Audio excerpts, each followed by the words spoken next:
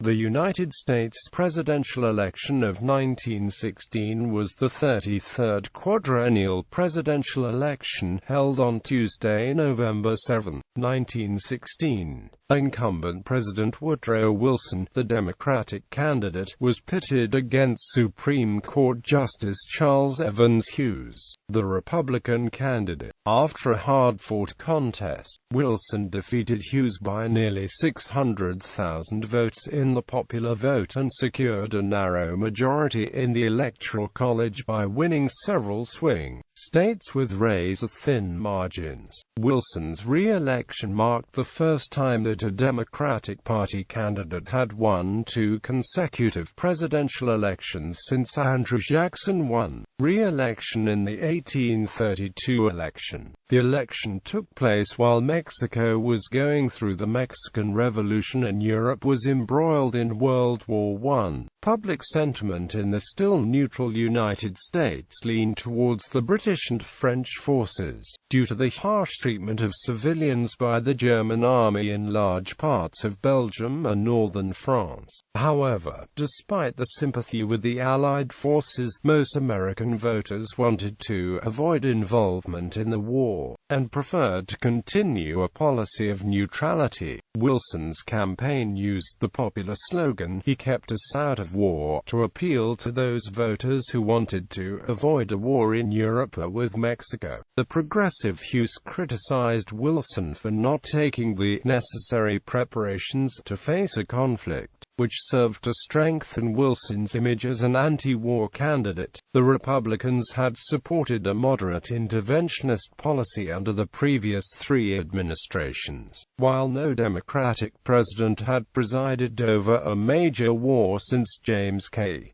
Polk with the Mexican-American War. Despite the narrow margin of his win, the 1916 election saw an increase in Wilson's popular vote from his election in 1912, when he won in a landslide in the Electoral College. Wilson accomplished this due to the split in the Republican vote in 1912 between the incumbent William Howard Taft and Theodore Roosevelt, the former Republican president who ran as a progressive.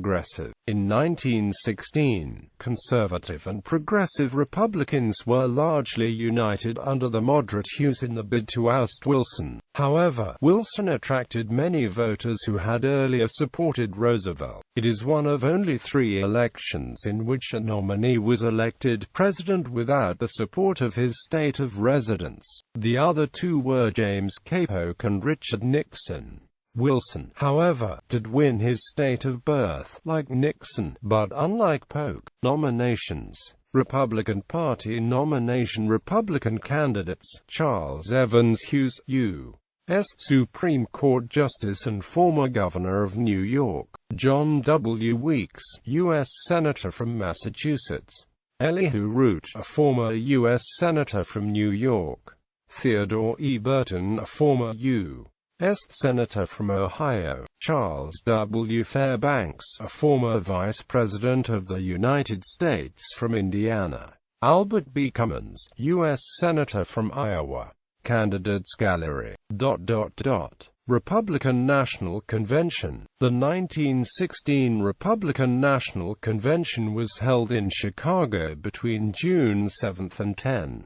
A major goal of the party's bosses at the convention was to heal the bitter split within the party that had occurred in the 1912 presidential campaign. In that year, Theodore Roosevelt bolted the Republican Party and formed his own political party, the Progressive Party, which attracted most of the Republican liberals.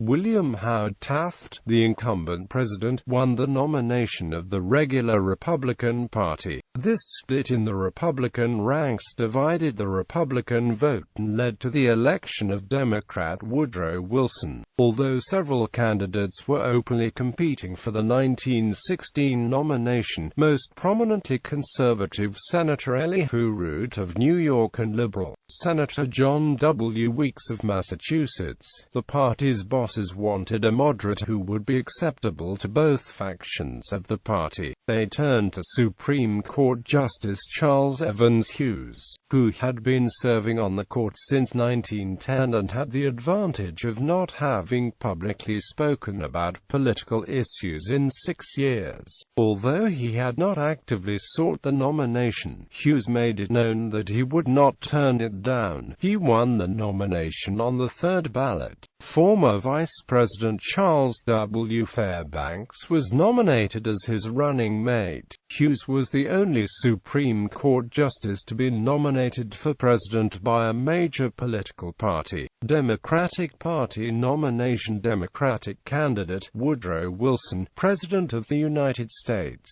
Candidates Gallery. Democratic National Convention. The 1916 Democratic National Convention was held in St. Louis, Missouri between June 14 and 16. Given Wilson's enormous popularity within the party, he was overwhelmingly re-nominated. Vice President Thomas R. Marshall was also re-nominated with no opposition. In the campaign, Colonel House declined any public role, but was Wilson's top campaign advisor. Hodgson says he planned its structure, set its tone, guided its finance, chose speakers, tactics, and strategy, and, not least, handled the campaign's greatest asset and greatest potential liability, its brilliant but temperamental candidate. Progressive Party nomination. Candidates Gallery. The Progressives re-nominated former President Theodore Roosevelt and nominated John Parker of Louisiana as his running mate. Others suggested for the vice presidency were California Governor and the 1912 vice presidential nominee Hiram Johnson, and chairman of the party convention Raymond Robbins, but both withdrew the names in favor of Parker. However, Roosevelt later telegraphed the convention and declared that he could not accept the nomination and would be endorsing Republican nominee Charles Hughes for the presidency, with Roosevelt refusing to be the candidate. The Progressive Party quickly fell into disarray. There was a temporary shout led by former Congressman Victor Murdoch of Kansas for a ticket, consisting of three-time Democratic nominee William Jennings Bryan and industrialist Henry Ford, but it amounted to little. Some, like National Committee man Harold L. Hicks, refused to consider endorsing Hughes, and there was some talk of nominating another for the presidency in Roosevelt's stead, such as Hiram Johnson or Gifford Pinchot. However, those discussed refused to consider the notion, and by this point some leaders like Henry Justin Allen had started to follow Roosevelt's lead and endorsed the Republican ticket, and various state parties such as those in Iowa and Maine began to disband. Finally, when the Progressive Party National Committee met in Chicago on June 26, those in attendance begrudgingly endorsed Hughes. Even those like Hicks, who had vehemently refused to consider granting an endorsement to Hughes, began to recognize that without Roosevelt the party had no electoral staying power. There had been a weak attempt to replace Roosevelt on the ticket with the former Kansas Congressman Victor Murdoch, but the motion was defeated 31-15. Most of its members would return to the Republican Party, although a substantial minority supported Wilson for his efforts in keeping the United States out of World War I. Roosevelt had turned down the Progressive nomination for both personal and political reasons. He had become convinced that running for president on a third-party ticket again would merely give the election to the Democrats, a result he was loath to make possible, since he had developed a strong dislike for President Wilson. He also believed Wilson was allowing Germany and other warring nations in Europe to bully and intimidate the United States. Middle road. Progressive Party nomination. Middle road. Progressive ticket. However, many in the party, notably the vice presidential nominee John Parker and Bainbridge Colby, remained steadfast in the refusal to back the Republican ticket. though they differed in their ultimate aims. Parker, for example, desired for a progressive ticket to be put into the presidential race, whereas Colby, while opposed to the endorsement of Hughes, considered a progressive ticket at this point impractical and privately supported Wilson for the presidency. Still, it appeared likely for a time that another convention would be called in early August until a conference held among the remaining representatives of the party in Indianapolis decided against it, while also narrowly voting against filling the vacancy that had been caused by Roosevelt's refusal to be placed on the ticket. Electoral tickets would still be put in place where the Progressive Party remained organized in the hopes of electing enough electors so as to possibly hold a balance of power in a close contest between the Democratic and Republican candidates. While running as the vice presidential nominee, John Parker would endorse Woodrow Wilson for the presidency. Socialist Party nomination. Socialist candidates. While the initial frontrunner for the nomination was the popular Eugene V. Debs, he opted to instead run for Congress in his native Indiana, leaving the field open to other contenders. Allen Benson, a newspaper editor from New York, within a short time came to dominate the field through his fervent opposition to militarism, running on the proposal that all future participation in wars should be voted upon in a national referendum. The vote for the nomination was conducted through a mail-order ballot, with Benson capturing 16,639 out of a total of 32,398 cast. The vote for the vice presidential nomination was jointly held with George Ross Kirkpatrick, a lecturer from New Jersey, winning the nomination 20,607 to 11,388 over Kate Richards O'Hare of Missouri. General election. The fall campaign. The Democrats built their campaign around the slogan, "He kept us out of war," saying a Republican victory would mean war with both Mexico and Germany. Wilson's position was probably critical in winning the western states. Charles Evans Hughes insisted on downplaying the war issue. He advocated a program of greater mobilization and preparedness, with Wilson having successfully pressured the Germans to suspend unrestricted submarine warfare. It was difficult for Hughes to attack Wilson's peace platform. Instead, Hughes criticized Wilson's military interventions in Mexico, where the U.S. was supporting various factions in the Mexican Civil War. Hughes also attacked Wilson for his support of various pro-labor laws, on the grounds that they were harmful to business interests. His criticisms gained little traction, however, especially among factory workers who supported such laws. Hughes was helped by the vigorous support of popular former President Theodore Roosevelt, and by the fact that the Republicans were still the nation's majority party at the time. A key mistake by Hughes was made in California. Just before the election, Hughes made a campaign swing through the state, but he never met with the powerful Republican Governor Hiram Johnson to seek his support. Johnson took this as a snub and never gave Hughes his full support. The result was exceptionally close and the outcome remained in doubt for several days, partially because of the wait for returns from California in the West.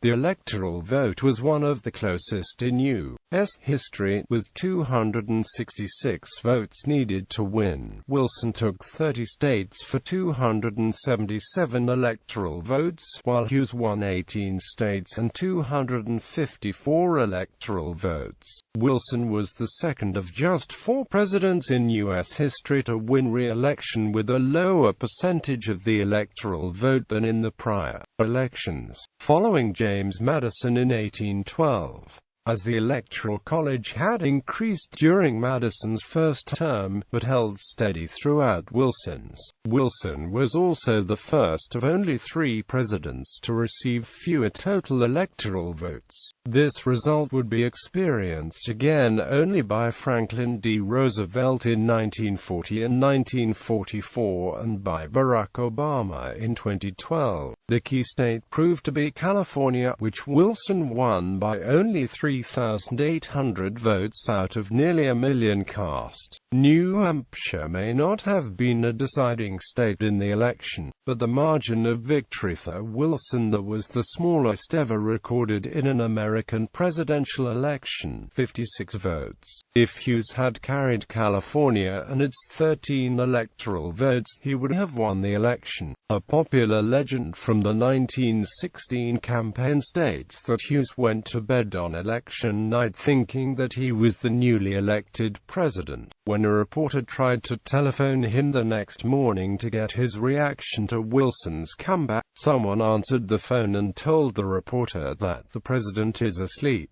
The reporter retorted, "When he wakes up, tell him he isn't the president." Wilson's popular vote margin of 3.1% was the smallest attained by a victorious sitting president until 2004. By defeating Hughes, Woodrow Wilson became the first Democratic president to win a second consecutive term since Andrew Jackson in 1832.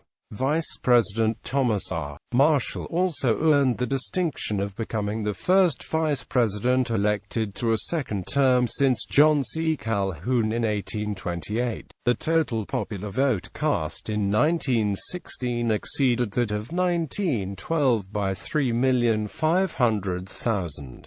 The very large total vote was an indication of an aroused public interest in the campaign. It was larger in every section, notably in the East-North Central section. Some of this was due to the extension of suffrage to women in individual states. In Illinois, for example, the total vote was 1 million greater than in 1912. It increased by more than 260,000 in Kansas, and in Montana, it more than doubled. Wilson's vote was 9,126,868, an increase of nearly 3 million. There was a gain in every section and in every state. Hughes, the nominee of the United Republican Party, polled more votes by nearly 1 million than had ever been cast for a Republican candidate. In some of the states carried by Wilson, particularly in the South, the margin of popular vote was large. Considering the vote by sections, Wilson ran behind Hughes in New England, the Mid-Atlantic states, and in the East-North Central section. His lead was not great in the West-North Central, but was very large in the West-South Central and Mountain as well as in the East-South Central and South Atlantic sections. One half of Wilson's total vote was cast in the 18 states that he did not carry. Of the 3,022 counties making returns, Wilson led in 2,039 counties. Hughes managed to carry only 976 counties, the smallest number in the Republican column in a two-party contest during the fourth-party system. 2 counties split evenly between Wilson and Hughes. Although the Progressive Party had no presidential candidate, they carried 5 counties. There was a shift of votes to the Democratic Party, at least for this election, which was in locality and degree a novel phenomenon in party voting for the fourth-party system. Wilson carried 200 counties that had never voted Democratic in a two-party contest prior to the time. This shift of votes led some to believe that the Democratic Party might have the position of decided advantage in the election of 1920, a judgment that later proved disastrously wrong. Wilson was the last Democrat Democrat to be elected without ever carrying Minnesota and the last Democrat to win an election without Massachusetts and Rhode Island. He was also the last Democrat elected to 2 terms without carrying Michigan and Pennsylvania either time. Today this is the last presidential election in which North Dakota and South Dakota did not vote for the same candidate. Source: Lippi, David. 1916 presidential election results. Dave Lipps Atlas of U.S. presidential elections. Retrieved July 28, 2005. Source: Electoral College box scores 1789 to 1996. National Archives and Records Administration. Retrieved July 31, 2005. Geography of results. Cartographic gallery. Results by state. Close states. Margin of victory of less than 5%. New Hampshire 0.06%. Minnesota 0.10%. California 0.38%. West Virginia 0.94%. Indiana 0.97%, North Dakota 1.50%, Delaware 2.43%, Oregon 2.57%, Connecticut 3.15%, New Mexico 3.56%, Missouri 3.65%, South Dakota 3.90%, Massachusetts 3.93%, Maine 4.02%, Washington 4.25%.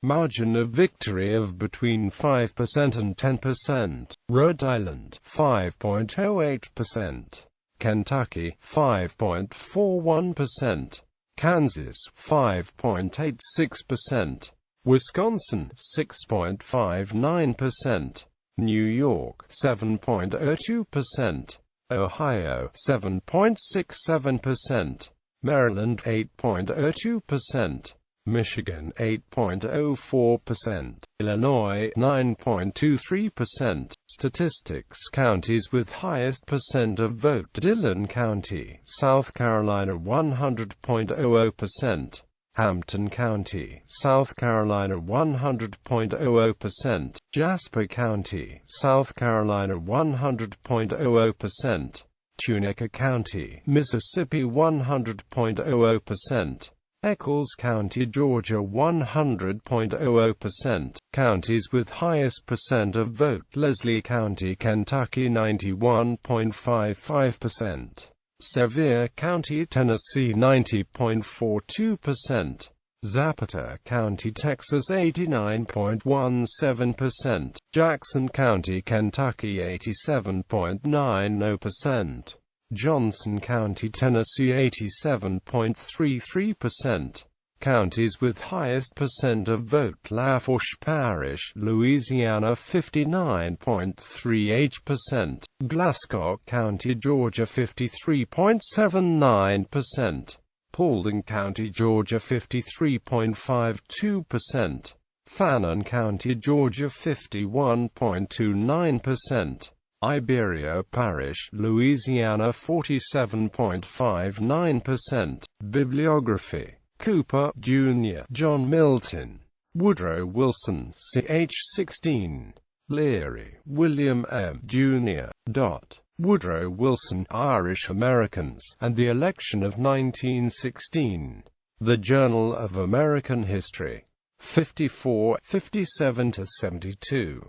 DO 10.2307, 1,900,319.